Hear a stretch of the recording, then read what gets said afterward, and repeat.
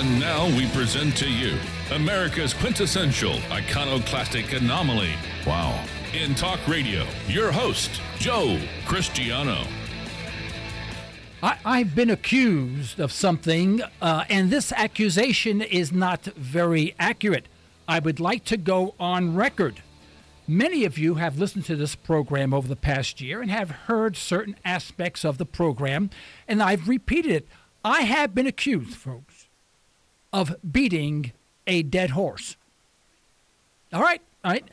From everyone, not only from listeners, but from members of my own staff who remind me on an hourly basis. However, I would like to set the record straight. When they say I beat a dead horse, they are being quite inaccurate. You see, when I get on something, I not only beat a dead horse, but I exhumed the body 3 and 4 times and started all over again, which is what I will do this evening. Oh. Yeah, that's what it is.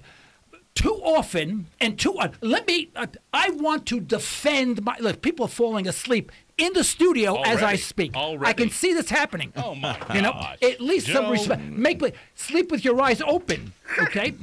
All right. All right. Now, now, I'm sorry, there's too much going in. I even forgot where I was. All right, now, People were as you falling said, asleep. and there's a reason why I do what I do. Because we have to really understand intrinsically, within ourselves, exactly what our position in this country should be. What in any country should be. Too often we listen to Something dropped. we listen to a broadcast and they'll bring up a very important subject. And they'll have an excellent line, logic, and then the next day or the following week, it's never mentioned again. It's like yesterday's news. Let's not say it again. Let's not mention it regardless of how important it is. Well, when I say I exhumed the body and beat the dead horse over again, I may do that 3 and 4 times.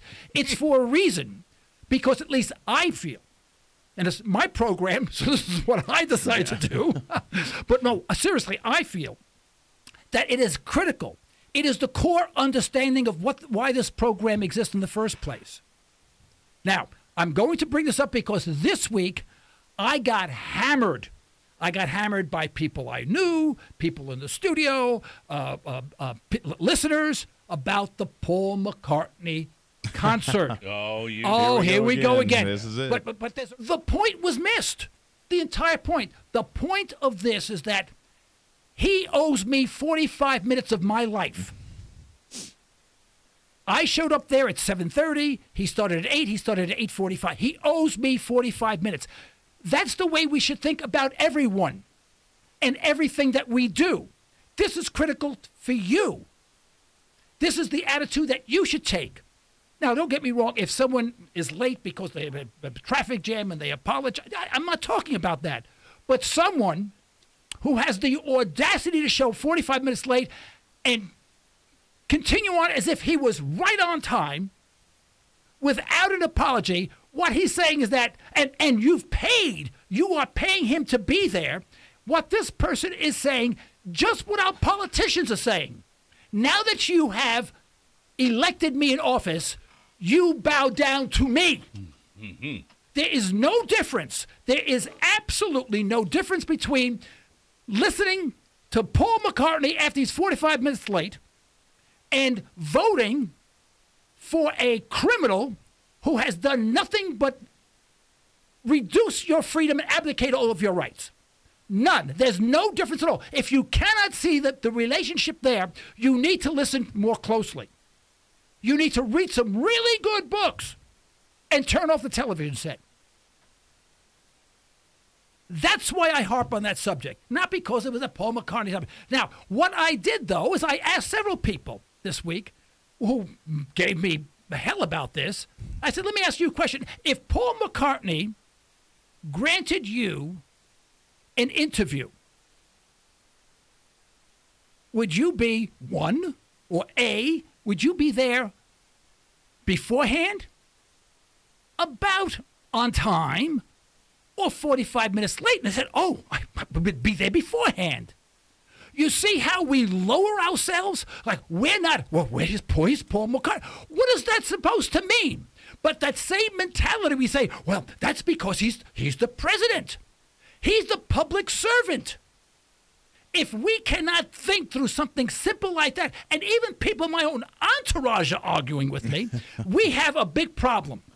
The T-shirt that I am wearing this evening, and you can see it on the YouTube, is Zombies Are Us. Exactly. Thank you. Perfect timing. Do you understand that we are not thinking? We have to understand that each one of us are the most important person in the world. And that we should give everyone else due respect that we expect for ourselves. If we don't do that, we will constantly go to the polls, year after year, and vote for the lesser of two evils, and then bow down to these criminals. Now, am I beating a dead horse? You bet. And will I repeat this next week? You bet I will. Oh, the heads just went up in the air in the studio. Oh, my God. There we go. But my. let me ask you, if everyone understood that concept, everyone subscribed to that line of thinking, let me be honest with you, there would be no need at all for talk radio. Political talk radio, that is. Absolutely none. Sean Hannity, gone. Mike Levin, gone.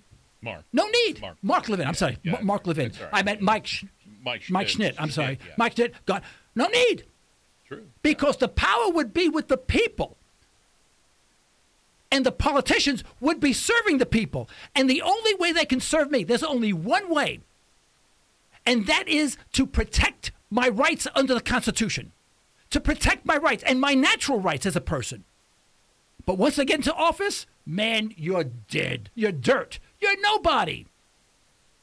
And then the audacity, these bums, these criminal bums. You know, my Uncle Louie, I got to tell you about my Uncle Louie. Oh, yeah, I love my Uncle Louie. My Uncle Louie was a bum. I'll be honest. He was he was a first-class bum, all right? Now, as I said in prior broadcasts, he was with with a worldwide large organization started with an M, but it wasn't Monsanto, you know? Okay, you with me? And I asked him one time, and he taught me, not teach me, but I learned through speaking with him how things worked in his organization. And believe it or not, he was his division, believe it or not, in New York was what he would say is the Shoeshiner Syndicate. He was a Shoeshine Syndicate. I never heard of the Shoeshine Syndicate. Well, what they did is they made certain, right?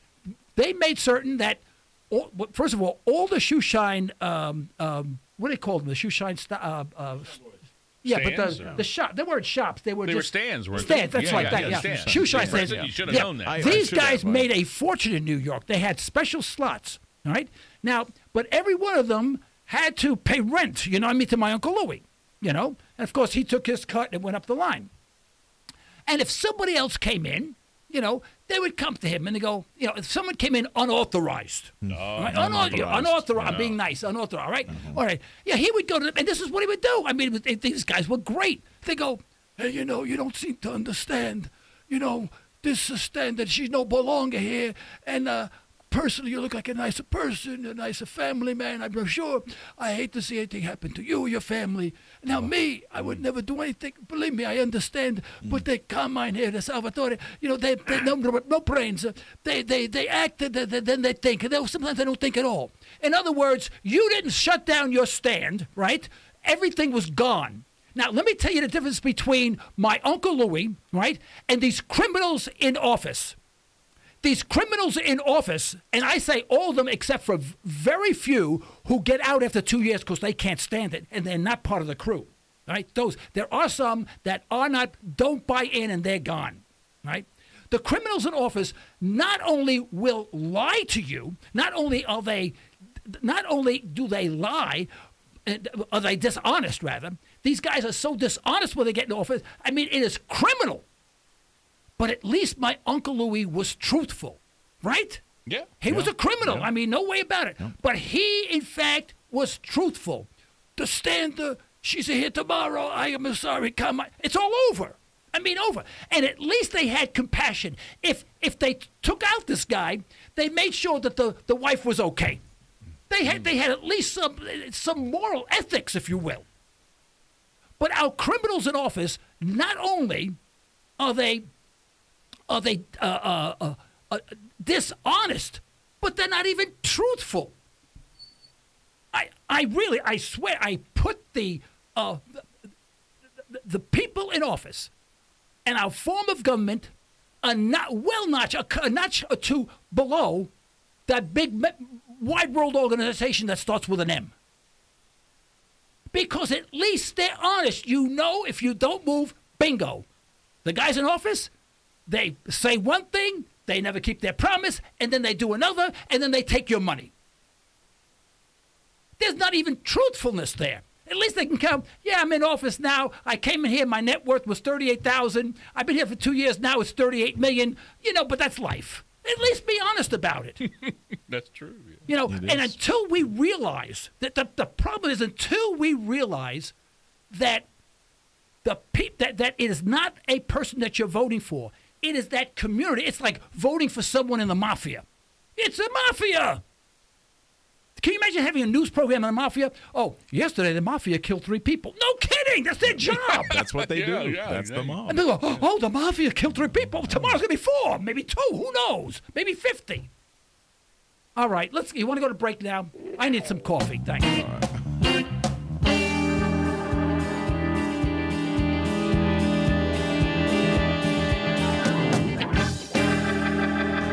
I'd like to hear from you. 855-866-1170. Don't worry, I'm not going to get angry with you. I'm not going to holler at you. Probably I won't speak in Italian. You're always very respectful. I'm a nice guy. Very You much kidding so. me? Forget about it. You know what I mean? Forget about it. 855-866-11. You got to take this way. See, I have friends of mine, over here in Tulsa. And I say, hey, forget about it. They go, oh, that's nice. Forget about it. No, you don't say it that way, Forget about it. 855-866-1170. Sometimes when I go to Starbucks, I go, the person will say, hello. I go, hey, how you doing? You know what I mean? And it just floors them. Go, oh, yeah, sure. I love that. Preston probably likes that one. But really, I want to hear you guys. Listen, don't be afraid to chime in or to break in and all this. Listen, I have 3 listeners, right? At least 3 listeners left. I think 2 one and a half. Of the 3. 2.5. One of the one I guy's on count as drugs. 2. I count as 2. Rehabilitation.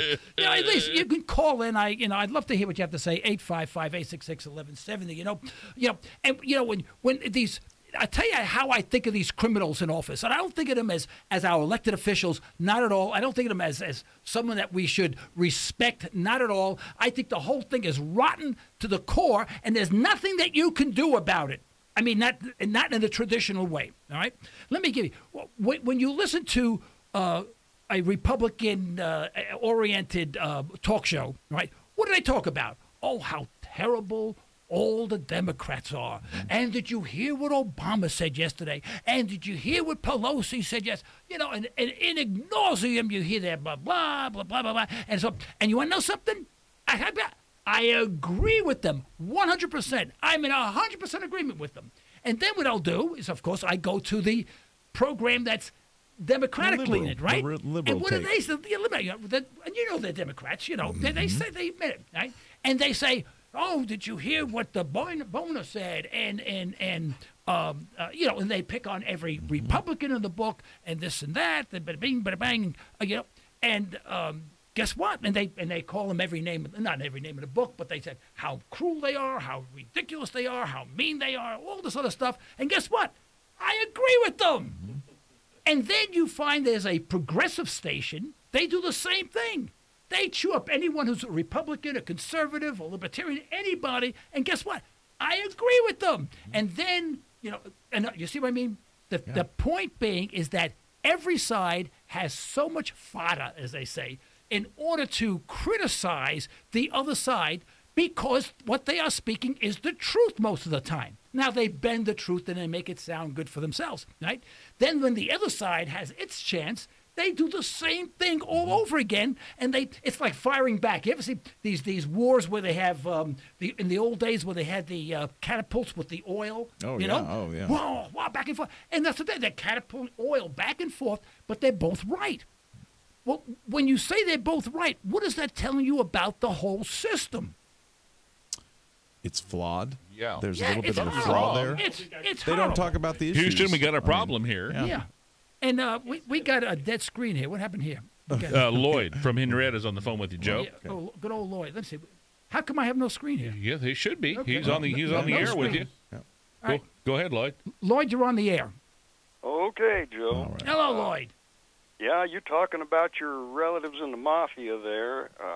The biggest mafia that I've found, and it's more complicated, and it's more sinister, and that would be the Federal Reserve and the complicity of our Congress with the Federal Reserve. That's probably the most powerful mafia that there happens to be. Absolutely. I agree with you, Lloyd. I'd love to argue with you today because I'm in an argumentative mood. But you're absolutely right.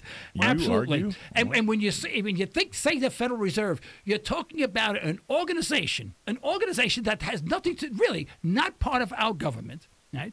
That controls sort of our money supply. You know, the pulse of the economy, and they have nothing to do with us. And people don't know that. In fact, when I mention that all the time to people, they go, "Oh, I didn't know that," and they don't believe you. They go, "Oh, the guy's crazy." You know, the Federal Reserve is the government. You know, but you're right. And I think, Lloyd, I'll be honest with you. I think in the very, very near future, we're going to start seeing real big cracks in that system, and there's going to be a lot of hell to pay. A lot of people are going to suffer, and unfortunately, the wrong people are going to suffer. Yeah, Joe, I do have one question, a multi-part question for you, though, because I've tried to explain the monetary system before, and it's kind of difficult for people to follow. But I looking here the other day at our M2 money supply is roughly 10.6 trillion, and our debt is roughly 16.8 trillion. Right. Now, if you get your calculators out, and I'm going to pretend now that this evening all the paratroopers and everybody are going to come in, and they're going to come to every house in the United States and around the world where people have American dollars, and they're going to steal every dollar from every home. And the feds there in Washington, D.C., they got their computers hooked up to everybody's bank account. Right. And they're going to subtract all of your savings, all of your checking book money, and they're going to go around to all of the 401ks and take out all of the money market money, so that they've got all the money that exists, which is the 10.6 trillion. Right. And since the debt is 16.8, now they take all that money, because these are all good guys, and they're going to pay down on our debt. How much is the difference between 10.6 trillion and 16.8 trillion, our money supply versus the debt? You got me there, Lloyd. I don't know. You haven't got a calculator? Oh, you mean He's got a research director over here. Yeah. I mean, What am I percentage-wise. doing? Yeah, you're right. No, I'm sorry. It I'm comes asleep out there. to Trillions. Preston. Yeah. Yeah. Okay, $6 trillion, over $6 trillion. Yeah, Yeah, right. 6.2 trillion. Right, okay. Now, after we've taken all the money that there is, the M2 money supply, and we've given it to the Federal Reserve, here's one of the questions. How much money do the American people now have? That's a good question. Yeah. Yeah. We're broke. See, we're beyond broke. nada. What bothers me is that when people have faith in the system, every time they take money and they don't look at it and look at it for what it really represents. Most people say, "Oh, this is money." It's not. It's just a form of currency that the government says that you can use, in basically barter or trade. It's not worth anything, but what did you have to do to earn this piece of paper that doesn't represent anything? You had to work for it. In other words, you had to expend your energy. You had to expend your labor, and in turn, you get a piece of paper, and no one can justify if this paper is worth anything. Well, they can't. The paper in itself is worthless.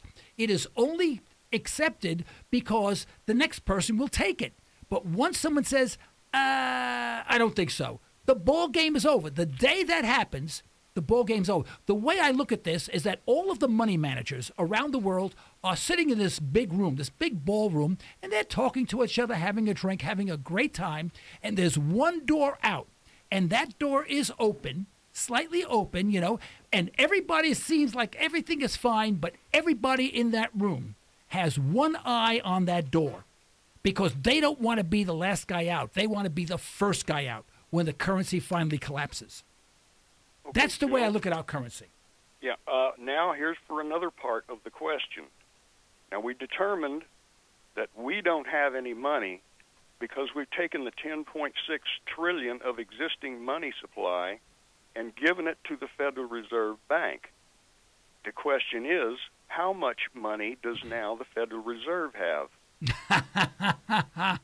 That's a good question. I don't know. I don't know how they did it. You know, I guess I don't know. I don't know how they calculate that. I don't know what they do with the money. I mean, they have they get the money, but we owe that plus the interest on that money because we had to borrow it from them.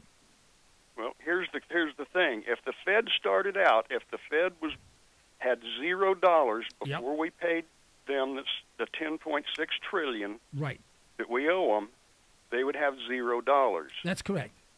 Because it's all debt, and we just retired. Oh, that's right. Yeah, we returned the debt. You're absolutely right. So the Fed has no money, and we have no money, yet we still owe $6.2 trillion. Now, since everybody's scrambling because they don't have any money, they run to their 401 account, 401k, and they've got stocks in there because that's not counted in the M2 money supply. On Monday morning, how much is Walmart stock going to sell for? Zero. Zero. Collapse. How much is everyone's 401k worth? That's right. Zero. Absolutely right. Yeah. Zero. Exactly, because all things are an auction. Now, it's kind of funny that people, you know, you talk about all the multiple trillions and quadrillion of derivatives and all this stuff, but all of this stuff and all of these stock prices and all this other stuff, they're based a whole lot on fractional reserve stuff and people buying on margin, and people's net worth is based on the existing money supply. Lloyd, I got to cut you off here. I apologize, but we have to go to a news break, and I don't have any choice on that. It comes in automatically, okay? I want to thank you very much for calling, and those are thought-provoking questions, and our listeners should take heed. Thank you so much for listening to Liberty Talk Radio on 1170 KFAQ. Take care. You know, if you listen to talk radio, and I'm going to assume for a second that a large portion of my audience listens to relatively conservative talk radio, like the Mike Schnitt program or the Jerry Doyle or Jerry Doyle is more of a libertarian, and Mark Levin and those guys, right? And well, Mike Levin is different. Now he doesn't take sides too much, but on many the Laura Ingraham show, the Michael Savage, Crowley, and those Monica Crowley. Monica Crowley. I know her name. I just the brain went blank. But you would get the impression, if you didn't know better, that all of our problems started the day Barack Obama took office. Think about it. Listen to the way they speak. And now he's doing this, and now he's that, and then he approved this.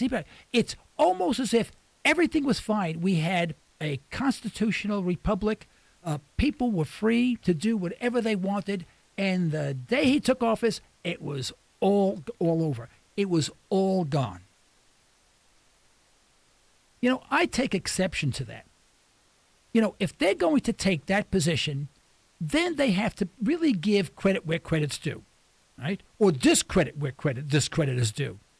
If you want to discredit Obama, and believe me, I think he's one, if not the worst president, but one of the worst presidents we've ever had.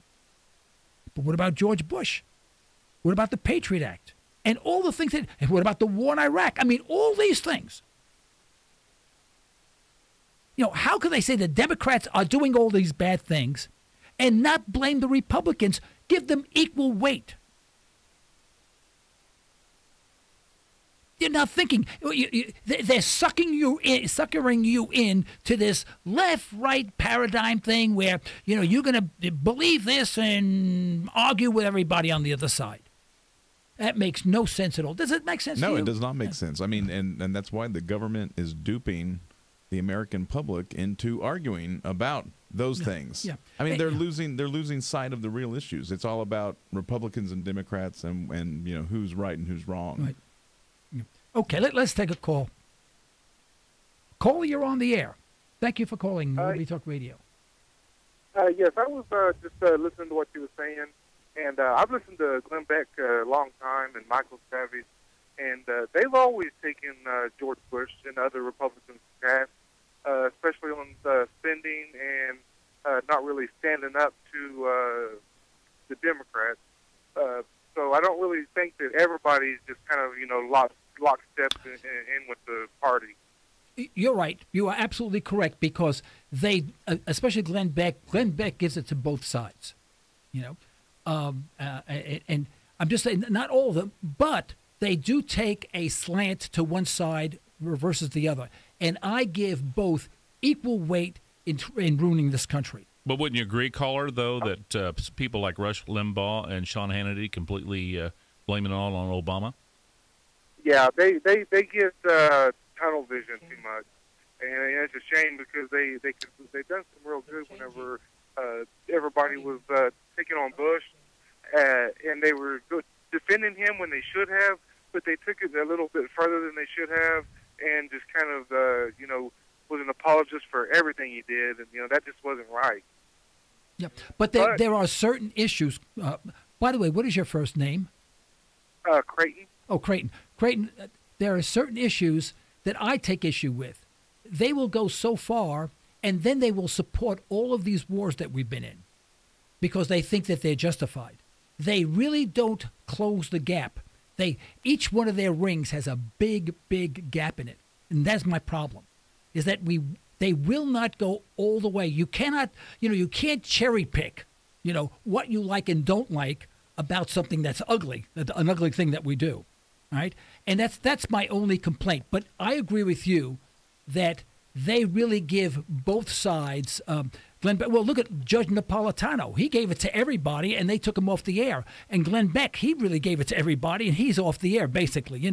So you're right. The closer you get to blaming the entire system and saying we have a problem, the more trouble you get. And of course, the higher the likelihood is that you're going to go off the air. Now, if I was a big syndicated guy, there would be hell to pay. That's true. Yeah, but I'll tell you what, if we just keep a watch out for the Committee of 300 and the international banking cartels, I guess we'll be all right. Oh, yeah. See, yeah.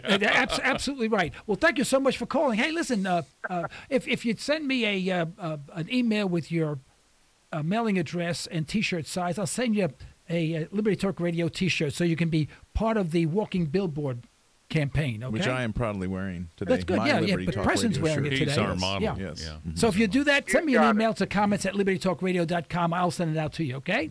And don't forget your T-shirt size. Okay, thank you very much for calling. Thank you, Creighton, for calling. Yeah. Let me tell you, there's 3 things I don't do. I don't write my congressman, I don't get involved into politics, and I don't vote. Now, why? Why? That's your civic duty, Joe. That's right. It's my civic duty to protect my time. You see, these bums take everything from, they take my money, they get rich. But then they not only want my time, which is when I'm working, but then on my free time, they want me to stay home and write letters to them and say, hey, you're violating the Constitution. What? Do I look that stupid? That I'm going to take my time, not get paid for it, write him a letter so I can get a form letter back from the girl that he's monkeying with in the back room, says, thank you so much, the congressman will take one. It's all garbage. It's crap. They don't care. And in fact, I'm not going to go to all these meetings and all. It makes no difference. Nothing will get done because the system is rotten. It's all rotten, and you can't do anything about it. Anyone who's trying to do anything about it has left office after 2 terms. Everyone who has really tried to do something because they can't get anywhere, they're shunted, and it's over. They're not part of the ball game. And I certainly wouldn't vote. Could you imagine the effect that this would have? Could you imagine a congressman does something and he's waiting for a barrage of letters coming in, right? And nothing happens. No letters, no calls. Twiddling his thumbs. Yeah, it reminds me of the old cowboy and Indian movies back in the old days, back in the 50s, where they used to say, provided the drums are beating, we're okay. Right. When they stop, that's when you die, right? And it would be, really, it's radio silence. You don't vote for them. You don't write. You don't do anything. You become transparent. Then they start worrying. I think we have to stop beating the drums and go to radio silence and stop giving up your time. The only thing we have in life that's of value, one thing, and that's our time. I have a very good friend of mine who has just been diagnosed with lung cancer. The doctor says with luck he has 5 months. Do you think in these 5 months he's going to be sitting down writing his congressman and not one person out there knows how many months, minutes, or hours you have left? And these bums who go in there with no net worth come out as millionaires, I have to sit down and write a letter to them? I may drop dead with an aneurysm right here in the damn studio. And I'm going to spend my time going to a rally? Please. And then I'm going to get in my car, use my gas, and stand in line to vote for these bums or the lesser of two evils? I don't think so. It's about time that we start thinking that we are independent and we are going to act independently, together independently, and scare the hell out of these guys. And when these guys get into office, they find out out of 45,000 people who could have voted for them, they got 3 votes. That should scare the hell out of them. The drums stop beating. But they aren't going to stop. The drums aren't going to stop beating. The younger generations that are coming up are being duped. No one in the younger generation thinks like this. They just take what they get from the government, from what our government's giving them, and they vote them into office. They're never going to think like that. So what do we do? That's exactly the question. That's I mean, what can we do? Yeah. What can we get? The younger generation are going to be the ones that are going to be voting. The only thing really we can do is, since going to our congressman doesn't help, voting doesn't help, getting involved doesn't help, but takes our time, just absorbs more of our time getting involved in their process. That's what we should stop doing. Now, if everyone doesn't do it, that's okay. But if I do it, I gain my time back. I save money. And then I start thinking, what am I going to do to protect me and my family? Instead of worrying about giving money to a campaign contribution. In other words, if we all start thinking as independent people, we will profit for ourselves, and we'll scare the hell out of those guys. I think we're going to break now. Let's go. Less than 3% of you people read books. Less than 15% of you read newspapers. Because the only truth you know is what you get over this tube. So if you want the truth, go to yourselves. Because that's the only place you're ever going to find any real truth.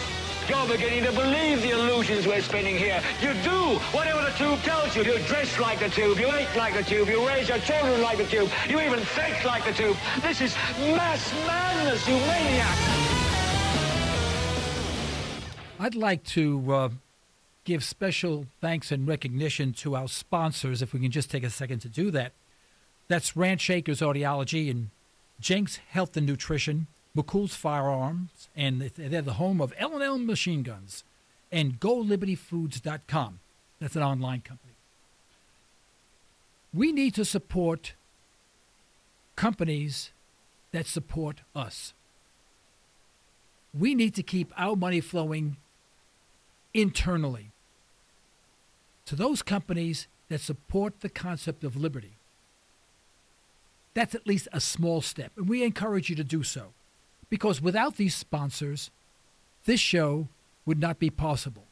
Now, I know some of you would be saying, oh, my God, thank God, maybe they'll go away. All right, I'm being funny, all right.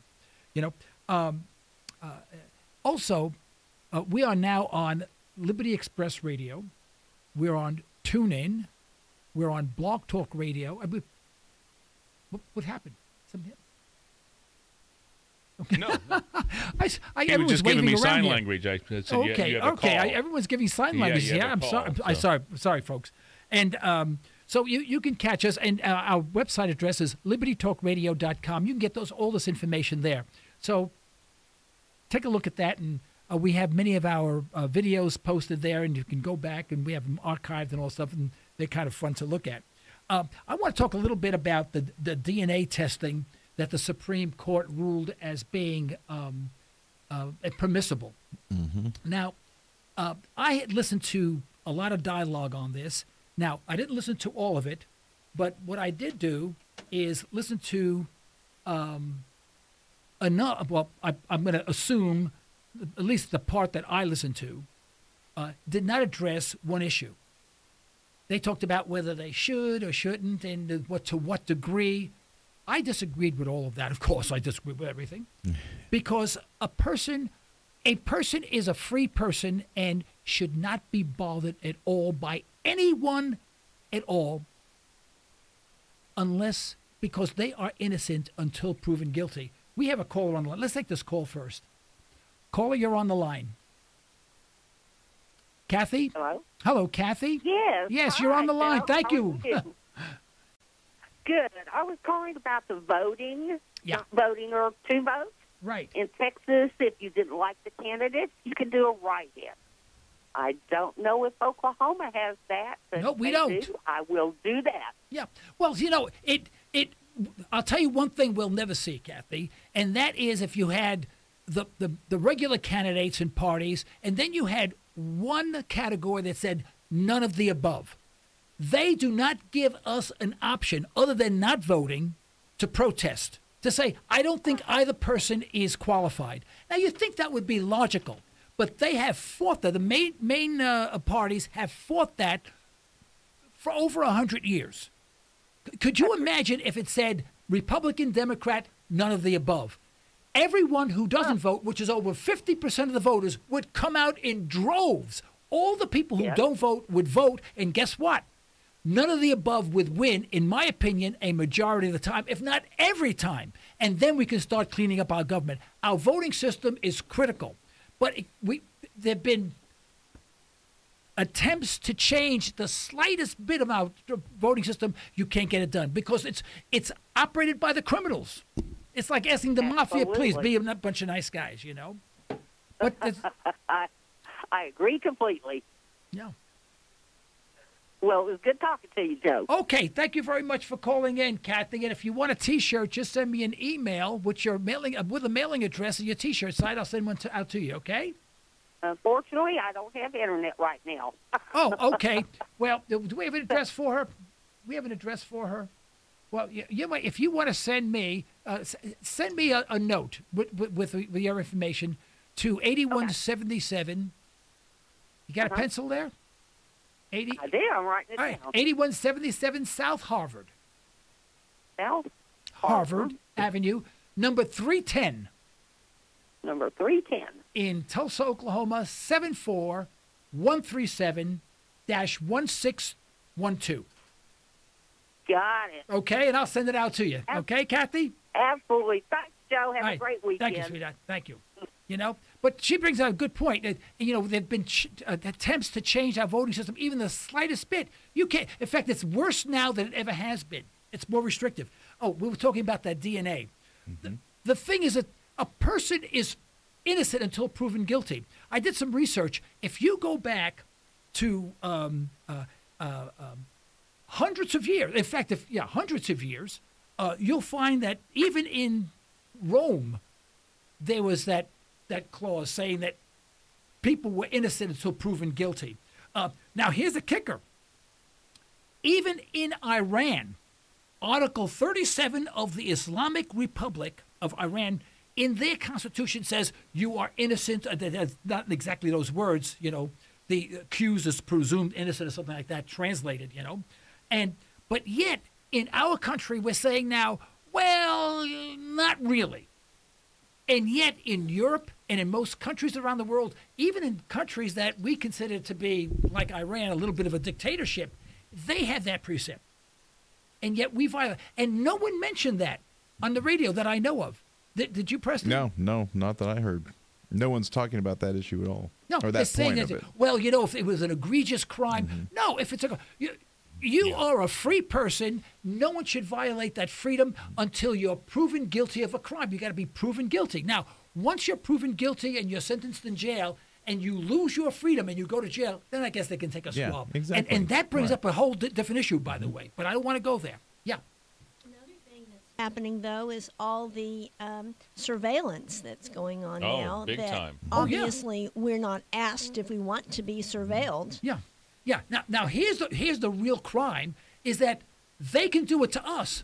But what if we said, well, geez, we believe that Senator so-and-so is a criminal for some reason. We want to swab his DNA to see if he matches anything. You think they'd let us do it? Yeah, no. Well, That's no. not happening. But, no but way. they'll come to your house and do it. Exactly. Well, once you're under surveillance, everything that you do is watched. They can say, well, that looks a little suspicious. Let's swab his DNA, well, I mean, ridiculous. yeah, absolutely. It's ridiculous. It's what George Orwell, had predicted all the way along, and we shouldn't be talking about that. We should be protesting against all of that. There should be no conversation of whether or not it should be done under these cases or that cases. It should never be done, because you are innocent until proven guilty. You can imagine if people went around watching one person for a year, and then as soon as they did something that was seemed to be maybe looked illegal, they took a swab. Yeah, wait a minute. Yeah. Because everyone today, because there are so many laws on the books, so many regulations, everyone in the United States, even your grandmother, is a criminal. We all break the law here and there. Everyone. How many people jaywalk? I won't admit I mean, to it. how many people walk across the street before the light changes and it says beep, beep, and you see a little man over there, a little figure that says, do it. I mean, you can take this to any extreme you want. The thing is that when these congressmen, when they interview them, they said, well, listen to this, these bums, these criminals say, well, if you're innocent, it shouldn't bother you. Well, let's do it to you and your mother. Exactly. Yeah, exactly. Exactly. And then they go, oh, no, why? You know why? Let me go back to the first part of this program. Let me go back because I'm going to beat a dead horse again. It's the Paul McCartney effect because, he's Paul McCartney. Oh, he's the congressman, right? Oh, we can't do that. He's godlike, That's our problem. We have a Paul McCartney complex. Is that we can't do it. The Paul McCartney complex. Right. We You've can't now do termed it. Yeah, It's now there you been go. deemed, Yeah. Yeah. Well, This is a universal, it's an absolute universal precept, and yet now we violate it. Even in Iran, they accept that. I don't get why are people not worried about this? I mean, with the DNA now, with the wire, the metadata. The metadata now is this new That's term. right, They yeah. track you on the They're internet, collecting. too. Yes, Yeah. That's exactly. They track you on the I mean, internet. why are people not afraid of this? We are going. We're out of time now, but we're going to bring that up next week, okay, folks? It's time for us to take back control of our government now before this bureaucratic, oversized, and self-serving federal government starves us of our property, our freedom, our rights, and our liberty. But to do this, we must shed conventional thinking regarding our political structure. We need to be revolutionaries in thought, dissidents in action. Only after we recognize what our government is doing to our freedom and our Constitution will we start taking it back. And this is what this program is all about, right? And I guess this is it for tonight, right? This is So it. good evening and stay well, stay tuned.